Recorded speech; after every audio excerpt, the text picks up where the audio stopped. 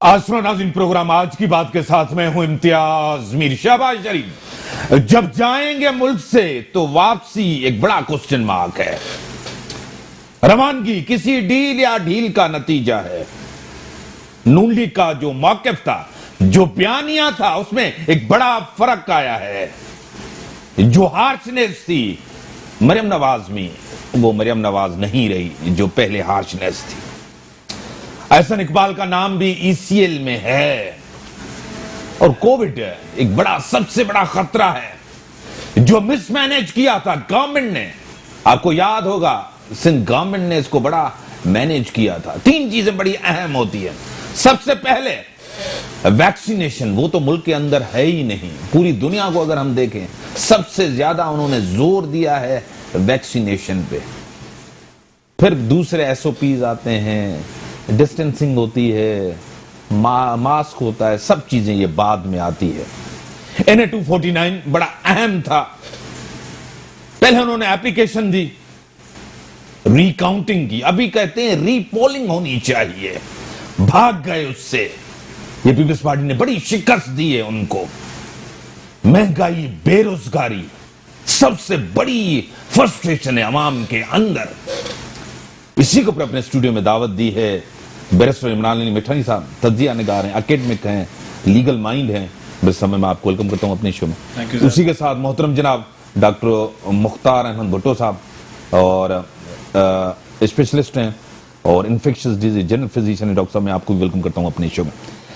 Barrister साहब, क्या लग रहा है सियासी तौर नून लीग के ऊपर जो प्रेशर था, दबाव था, वो कम हुआ है? और शहबाज शरीफ को भी अभी कहा है कि आप बाहर जा सकते हैं ट्रीटमेंट करवाने के लिए। क्या कहेंगे? एक ही पॉलिसी लग रही है अभी मरियम नवाज की, शहबाज शरीफ की, क्या कहें? बिस्मिल्लाहिर्रहमानिर्रहीम। मेरा तो ये कहना है कि लोगों के जो रवैये होते हैं वो बताते हैं कि उसके पीछे क्या हो रहा है। जिस तरह पहले देखें मरियम नवाज का जो रवैया था वो बहुत तल्ख था, लड़ने पे आते थे, झगड़ने पे आते थे। मसला क्या था कि पीछे इनकी कोई अंडरस्टैंडिंग नहीं थी किसी भी इदारे से, किसी भी और कुव्वत से।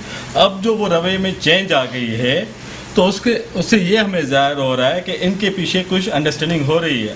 अब ये सारी चीज़ें ऐसी नहीं हो रही कि उसको बेल भी मिल गई और वो अपना बाहर इलाज के लिए भी जा रहे हैं। ये मोस्ट लाइकली कि वो शायद वापस भी आ जाएं, ठीक है। लेकिन इसके पीछे कोई हाथ है, कोई अंडरस्टैंडिंग है, जिसके बुनियाद पे ये लोग पीछे इनको थोड़ा रिलैक्स रख रहे हैं ताकि आगे ये मुल्क को देख सकें। अब देखें मुल्क में काफ़ी सारी चीज़ें आ रही है। कोविड है, इन्फ्लेशन है, पावर्टी है, हेल्थ के ज़्यादातर इशू हैं, एजुकेशन के इशूज़ हैं। कहाँ पे ये देखेंगे? तो इनको ये कोशिश कर रहे हैं कि भाई इनको थोड़ा ठंडा रखें ताकि हम दूसरी चीज़ों को भी देख सकें। डॉक्टर साहब, कोविड, आप स्पेशलिस्ट हैं, डॉक्टर हैं, सबसे बड़ा खतरा कोविड का है।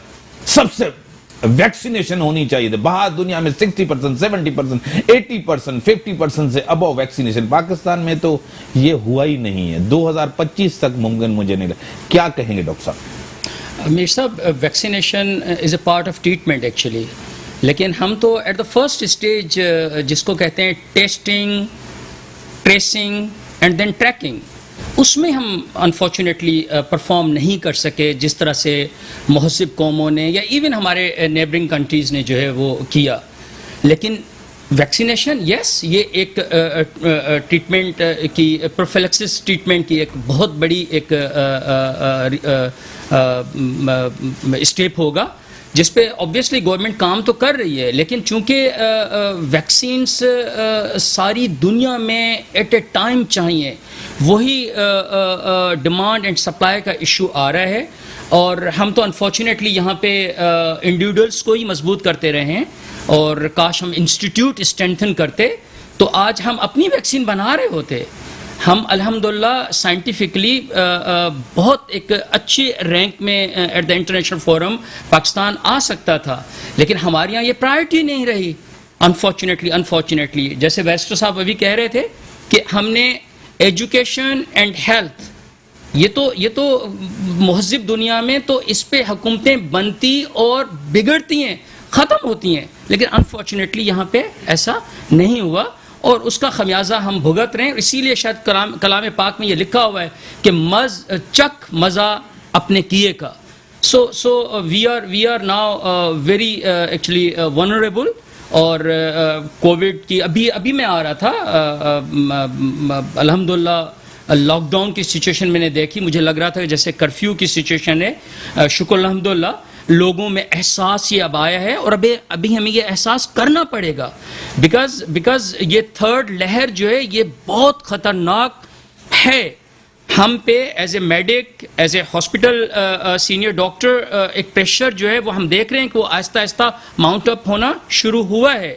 اور آپ دیکھ لیں جو فوٹیجز ہم دیکھ رہے ہیں ان دا نیبرنگ کنٹریز, اللہ نہ کرے ہم ایسی سچویشن میں جائیں. اس سے پہلے ہمیں اس کو بہت سیریس لینا پڑے گا.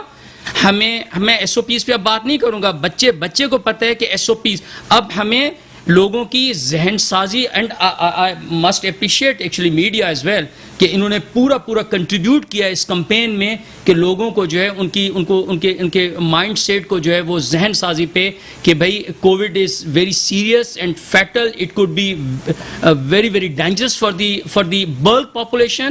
تو اس میں ہمیں بہت زیادہ احتیاط کرنے کی ضرورت ہے. ڈاکٹر صاحب ایک چیز بڑی اہم ہوتی ہے, کیا آپ کو لگ رہا ہے کہ سیریسنس گورنمنٹ کو نظر آ رہی ہے کہ یہ گورنمنٹ سیریس ہے؟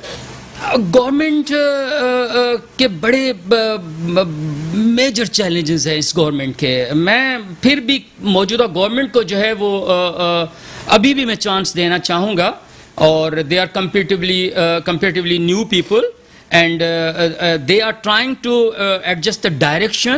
ہم پہلے تو میرے خیال میں ڈائریکشن لیس تھے انفارچونیٹلی, لیکن اس میں اوبویسلی ان کو بہت زبردست قسم کی ریزسٹنس جو ہے وہ آ رہی ہے.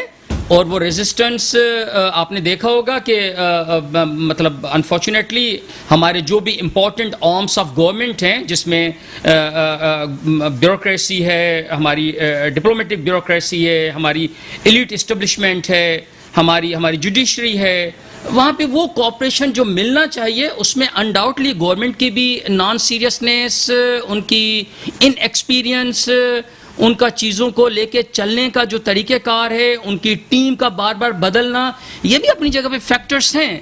لیکن ریزسٹنس آ رہی ہے. جیسے شروع میں نے کہا کہ اگر انڈیویڈولز اسٹرینتھن ہوں گے تو ہمیں اس طرح کی سچویشنز فیس کرنی پڑیں گی, کیونکہ وہ انڈیویڈولز جب مضبوط ہوتے ہیں تو وہ جتھے بناتے ہیں, اور جب جتھے بنتے ہیں تو وہ کوئی نہ کوئی اوٹ ڈھونڈتے ہیں, اور وہ اوٹ ریلیجس ہو سکتی ہے, وہ اوٹ زبان ہو سکتی ہے, وہ اوٹ سیاسی پارٹیوں کی ہو سکتی ہے.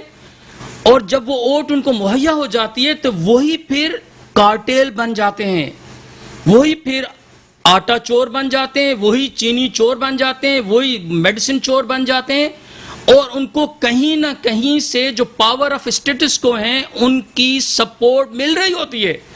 اور اسی اسنا میں اگر نئی ٹیم, نئی گورنمنٹ, نئے لوگ, وہ نیو پروگرام آ جائیں تو اٹ از انویٹیبل کہ ان کو ایک زبردست قسم کی resistance from each and every forum ملے گی. اس میں ہم عوام کا جو تھوڑا بہت شعور رکھتے ہیں, جن کو ابراڈ ایکسپیرینس بھی ہے, جنہوں نے فارن میں بھی کام کیا ہے, فارن یونیورسٹیز میں پڑھا ہے, وہ ان چیزوں کو جو ایک ڈیمارکیشن لائن ہے وہ اس کو سمجھ رہے ہوتے ہیں. ٹھیک ہے ڈاکٹر صاحب, بیرسٹر صاحب آپ کیا سمجھ رہے ہیں؟ مہنگائی, بے روزگاری, یہ چیزیں ہیں آپ کے سامنے لگ رہی ہیں, 249 الیکشن آپ کے سامنے, کیا کہیں گے؟ سر دیکھیں, یہ جو الیکشن ہو رہی ہیں, جو وکٹری آئی ہے پیپلز پارٹی, تو اس سے نظر یہ آ رہا ہے کہ لوگ بیزاری شو کر رہے ہیں اس پی ٹی آئی گورنمنٹ سے, کہ پی ٹی آئی گورنمنٹ نے کچھ بھی لوگوں کو ڈیلیور نہیں کیا. آج تک لوگوں کو کچھ بھی چیز ہاتھ میں نہیں ہے. یہ انفلیشن ہے. اب دیکھیں انفلیشن ہونا اور اس کے جو کانسیکوینسز ہیں, نتیجات ہیں, وہ بہت ایڈورس ہوتے ہیں. آج کل آپ دیکھیں اب کرپشن مس کے وہ جو ہے لا اینڈ آرڈر سچویشن وہ بڑھتی جا رہی ہے, کیونکہ جب لوگوں کے گھر میں کھانے کے لیے کچھ نہیں ہوگا, ان کے پاس پیسے نہیں ہوں گے, وہ گلیوں میں چھینیں گے لوگوں سے. جس کے ہاتھ میں جو بھی 2 روپے ہوں گے, جو بھی کھانے کی پینے کی چیز ہوگی, جہاں کوئی اور سامان ہوگا وہ چھینیں گے. تو اس سے کیا ہوگا, یہ لا اینڈ آرڈر سچویشن خراب ہوتی جائے گی, اور یہ پھر انرکی کی طرف ہم جا رہے ہیں. آج کل ہمیں جو حالات نظر آ رہے ہیں اس میں پریشانی نظر آ رہی ہے, لوگ پریشان ہیں, اور وہ پریشانی کی وجہ یہ ہو سکتی ہے کہ یہ آگے چل کے کوئی اور مزید مسئلے پیدا کر سکتے ہیں.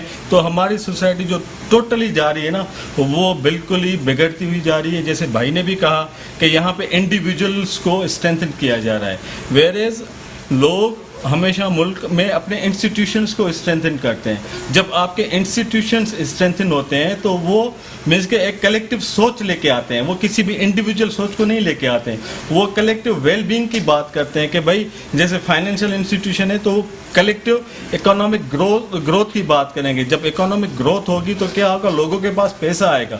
جب لوگوں کے پاس پیسہ آئے گا تو ان کے ذہن میں پیس آ جائے گا. ٹھیک ہے, بریک کی ناظرین, بریک کا ٹائم ہو گیا. بریک کے بعد آتے ہیں ڈسکشن کو آگے بڑھاتے ہیں. ویلکم ناظرین, جو ملک کی صورتحال ہے, معاشی سیاسی صورتحال ہے آپ کے سامنے, کووڈ کے کیسز انتہائی بڑھ رہے ہیں, بڑا خطرناک ہے.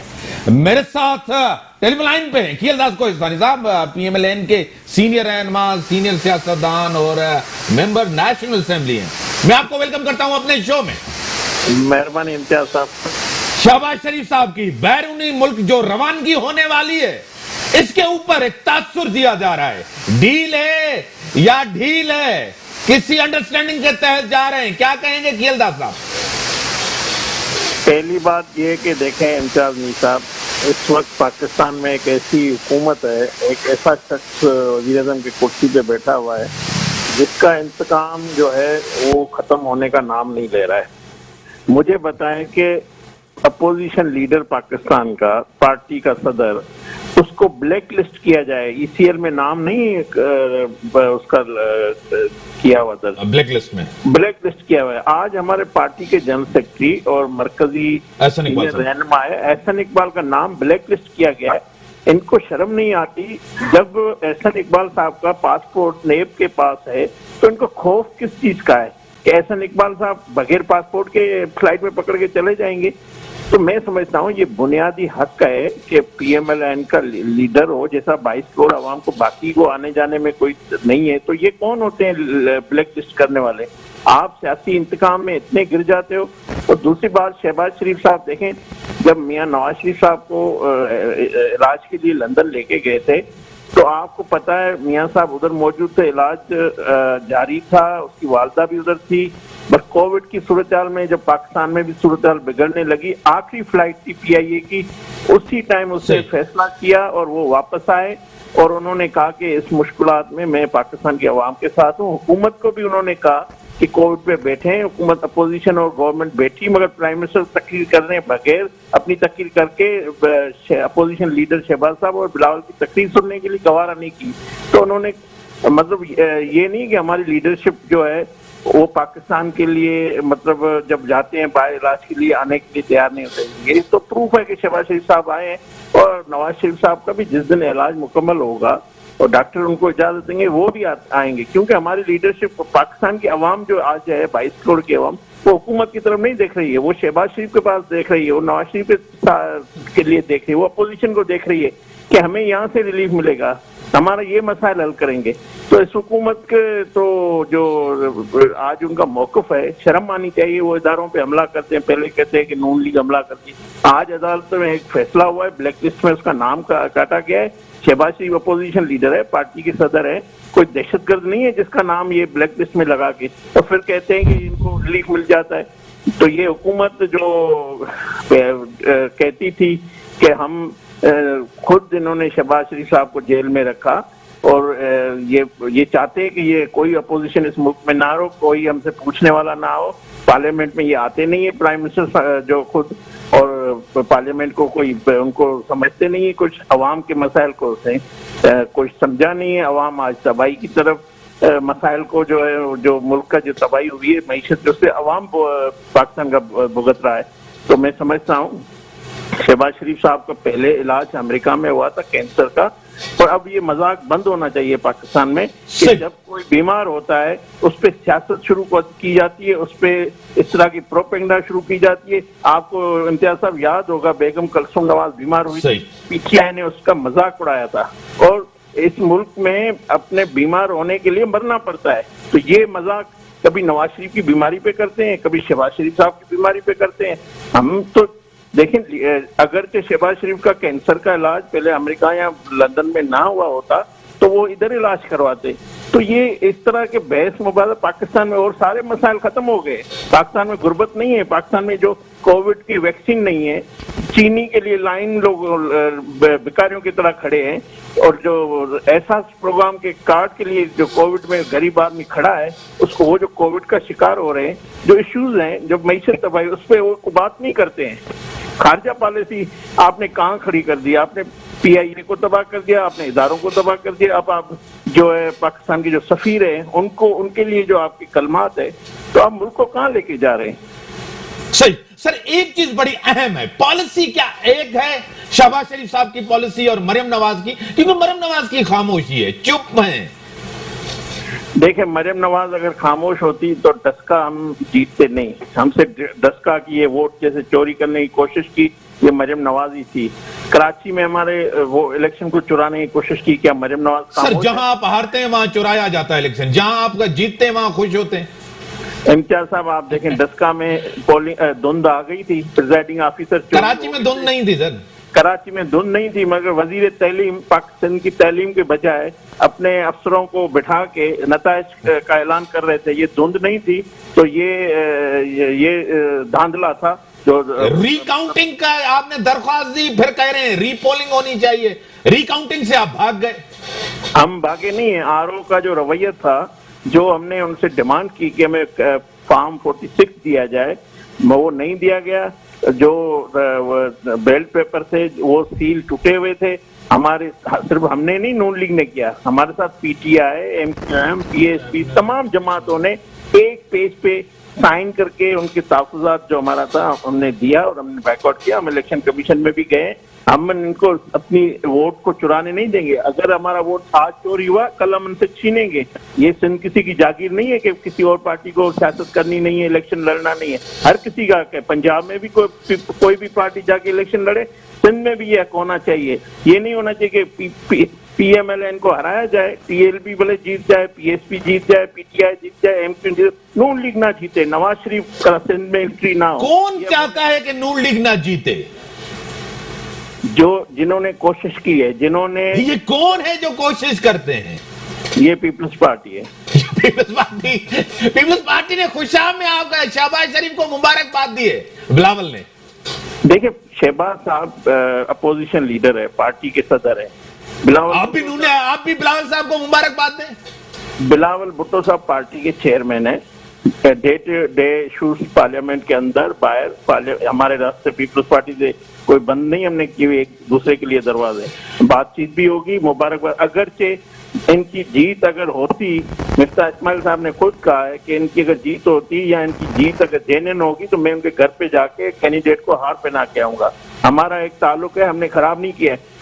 हम कहते हैं कि भाई आप दूसरों को भी सियासत का मौका, ये जमहूरियत नहीं है कि आप किसी को नो गो लगा दो कि कोई दूसरी पार्टी नहीं आ सकती। इस तरह जमहूरियत नहीं चलती। जमहूरियत में आप बर्दाश्त करते हैं, सबको मौका देते हैं, अपना प्रोग्राम हर पार्टी देगी। आपको याद होगा मरियम नवाज साहबा ने 18 अक्टूबर को कहा था, बिलावल साहब हम एक दूसरे के खिलाफ इलेक्शन भी लड़ेंगे, मगर हम जो अपनी जबान है या जो नुक्ते नजर है वो उसका इखलाक के दायरे में रहकर करेंगे। तो मैं समझता हूँ हमने इलेक्शन लड़ी है, मगर हम पीपल्स पार्टी की क़यादत को यहाँ पर उनके रहनुमा, हमें उनके लिए एहतराम है। हम कोई ऐसी ज़बान एहतराम तो वो भी कर रहे हैं, एहतराम तो वो भी कर रहे हैं, मगर हम चाहते हैं कि हमें जो कोशिश की गई है, पूरी सिंध हुकूमत के वसाइल इस्तेमाल किए गए कि PMLN को हराया जाए, मगर नवाज शरीफ का वोट मौजूद है। कराची से लेकर मैं आपको बताऊं, आने वाले दिनों में कश्मीर तक हमारे वोट बैंक में इजाफा भी होगा, लोग आएंगे। कश्मीर में सर आपका कौन है? कश्मीर में कोई नहीं है। मैं कहता हूँ कराची से कश्मीर तक, कराची से जनरल इलेक्शन में कौन था आपके पास? तो कोई कैंडिडेट ही नहीं था। मैं आपको कहता हूँ, दादा आपको भी पता है, मुझे भी पता है, आप भी सिंध को समझते हैं, मैं भी आपको समझता हूँ। आपके पास लोग ही नहीं है सिंध के अंदर। कहाँ है? जब वजीर आजम था नवाज शरीफ आते ही नहीं थे।